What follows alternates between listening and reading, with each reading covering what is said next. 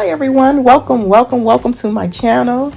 Ladies, women, females, happy Mother's Day. Today is Sunday. I hope your day is going well thus far.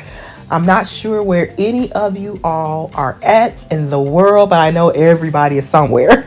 So I thank you guys for just supporting the mix. Thank you for supporting my channel. Thank you to those who engage in the comment section. Thank you to those who are just digitally passing by, but more importantly, thank you to my subscribers. Hats off to you guys. I'm on a road to 1K subscribers, and I thank you. I could not do this without any of you. So let's continue to engage in the comment section. And again, happy Mother's Day, ladies. Relax, enjoy. I'm just chilling today, going over some things. Yesterday it was pretty busy. Like I stated before, I'm a soccer mom, you guys. So Saturdays have been pretty hectic for me, and it was just a full day yesterday, just totally a full day with family, friends, soccer, all of that, and celebrating a girlfriend's birthday, which I love so much, her and her entire family. So I would be remiss if I did not make her events, and we had a nice time. So but nevertheless, yes, like, share, subscribe to the mix, like, share, subscribe to my channel. And also, if you feel like donating, if you're interested in donating, go ahead and donate to tpliquid30@gmail.com. That is my Zelle. And also, you can cash app your girl at $THEMIXX30. And that information is in the description section of my channel. Okay, let me go ahead and jump right into it. I'm not sure if you all are aware of this clip, but let's talk about it. But before I play the clip, I just wanted to say this. As a content creator, I would do my best not to highlight negative images of Black and brown people on my channel. And that's why when you see photos of possibly R. Kelly or Tory Lanez, Black men or Black women on my channel, you're not going to see them, no one in a hospital. I'm not doing that. No. I might make little jokes out of certain things with my editing, as far as, with the content editing with emojis and things like that, animations or whatever, but you won't see. I would do my best not to post like images of them in situations or questionable life experiences wouldn't want to happen to me. So, and I want to do my part as a creator to change the narrative from an image perspective, because this video, as you can see, is about criminal justice and media images.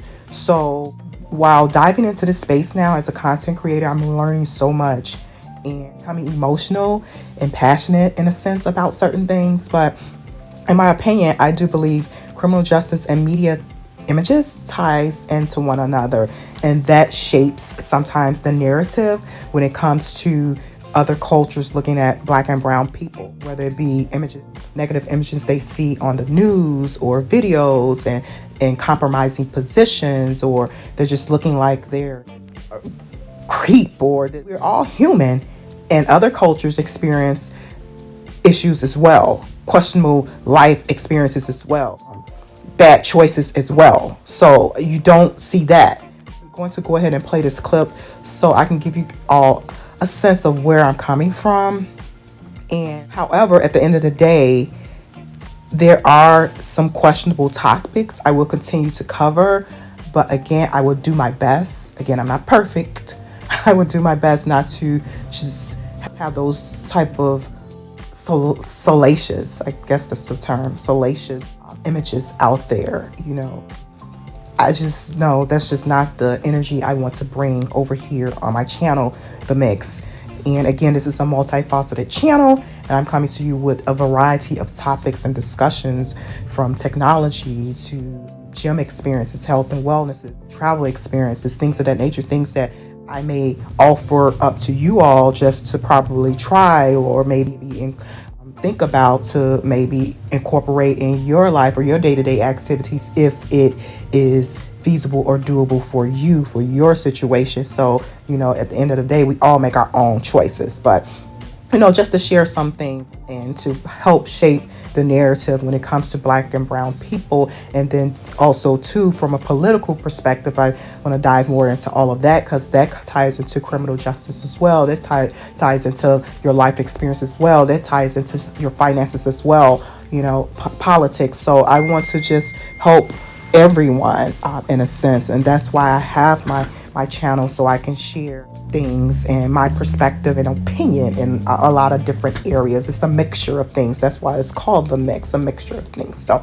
but again, like, share, subscribe, and drop a comment.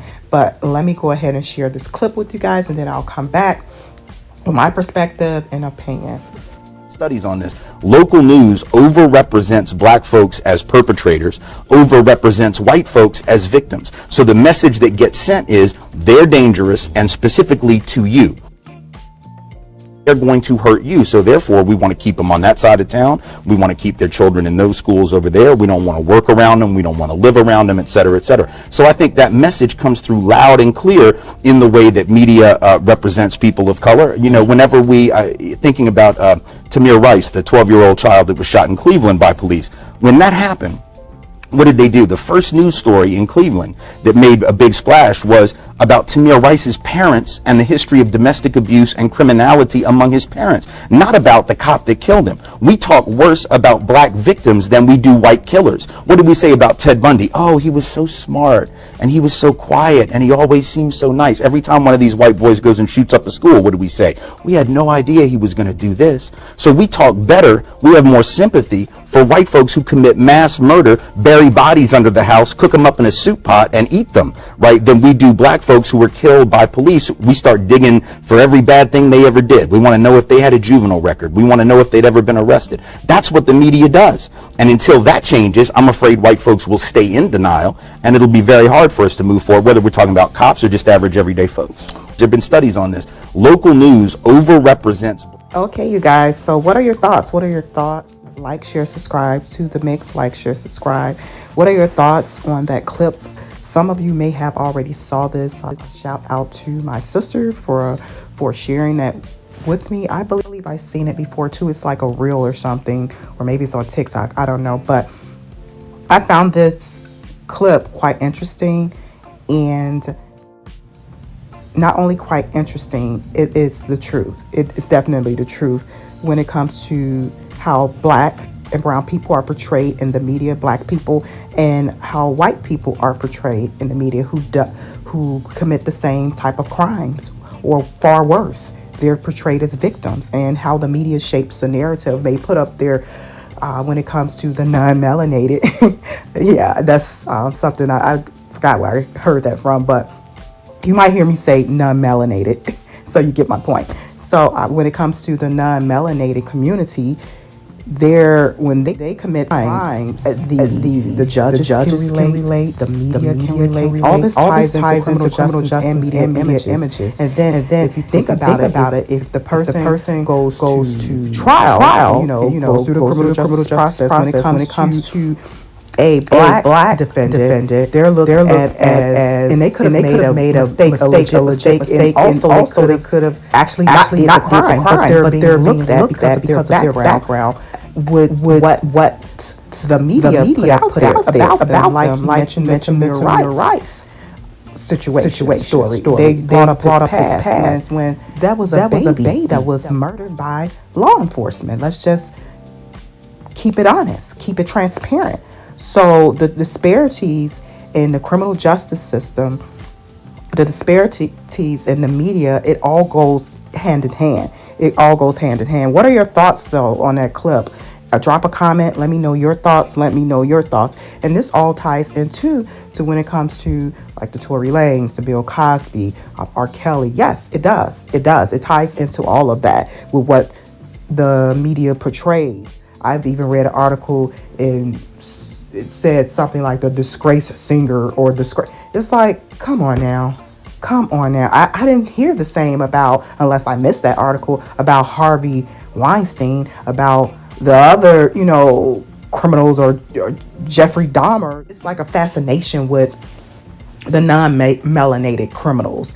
and not only a fascination, they see themselves in them, like a case study or something like, oh, let's test their brain, let's this and that. But when it comes to black defendants, it's like, oh, they're barbaric, they're just dangerous, they're what else, predators, they're, you don't hear really these terms and terminology and words being used when it comes to non-melanated white people who commit similar crimes or far worse and are seriously guilty, and have been found guilty. I want to go ahead and share this article with you all. I got it from, I'm going to share my screen again. Okay.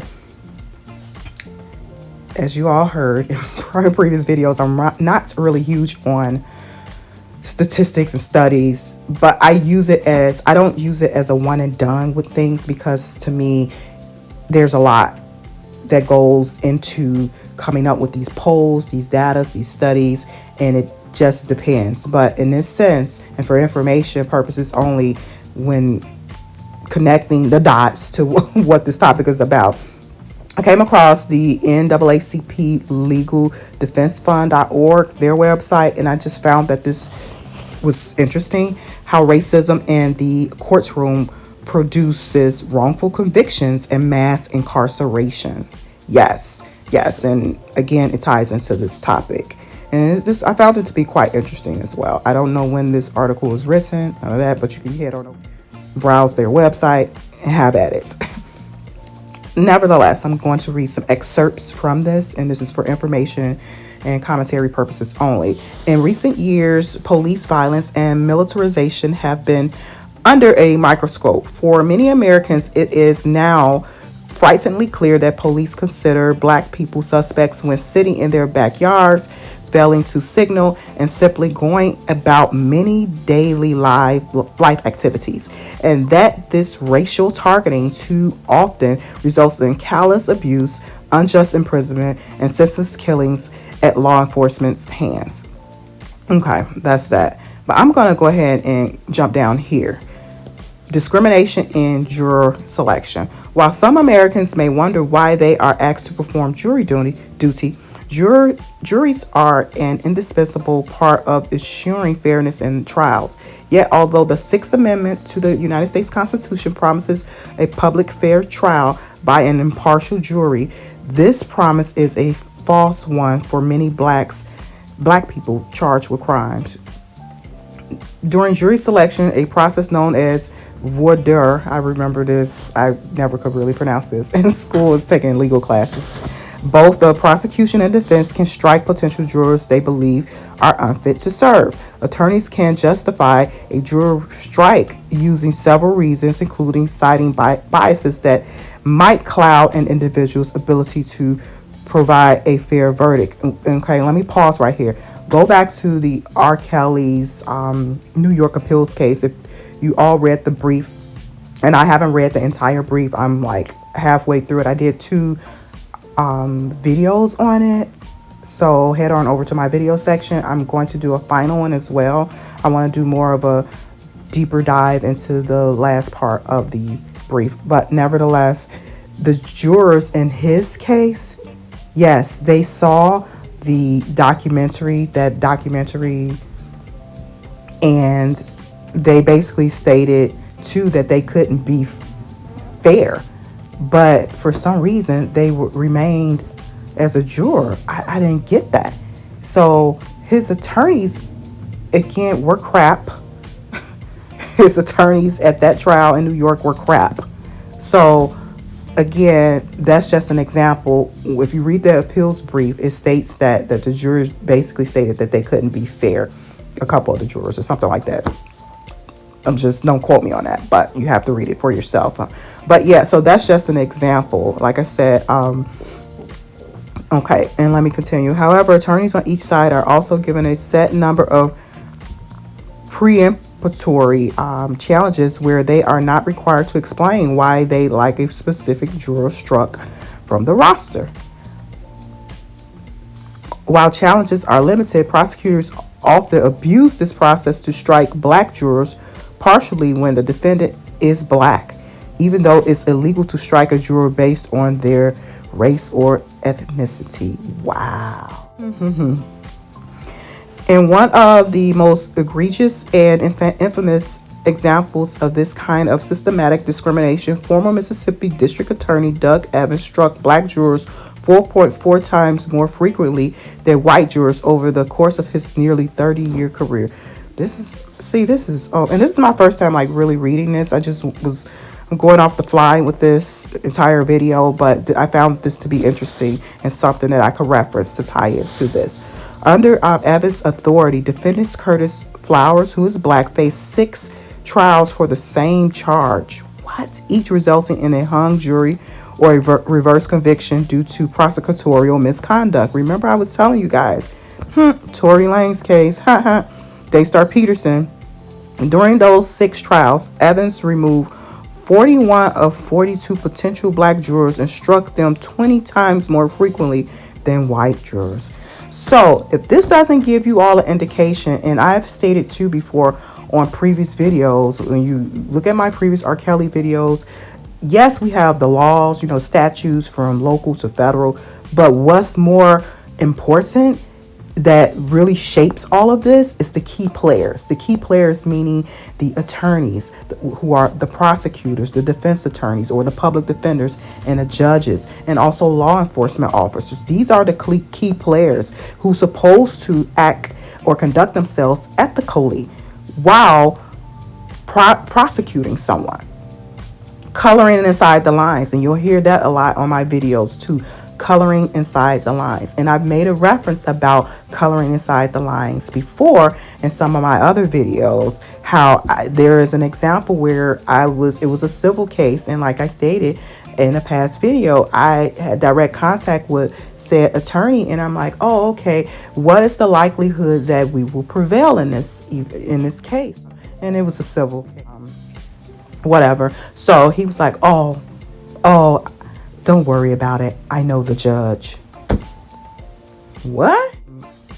I do want to advance my career eventually, but I don't want to work in a courtroom. Like I stated, I would love to do advocacy, research, and all of that just to help those who are wrongly convicted, and also hopefully create something that could, like what they said here about the prosecutors. This particular district attorney 4.4 times more frequently he struck black jurors, like got them out of there, and they believe it's alleged that it's possibly because of race.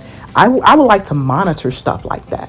I would like to have something set up where they are regulated in that area. They don't have, it's like a free-for-all in that space. You guys just don't understand. When law enforcement gets in trouble, they review each other. When attorneys gets in trouble, they review each other. What is an independent prosecutor? That independent prosecutor is still an attorney. So what is a review board? That attorney registration review board is the makeup of is a makeup of attorneys and judges or former judges, or those who have ties to the community who are invested or connected, to my opinion, which is a conflict of interest in one way, shape, or form. So they are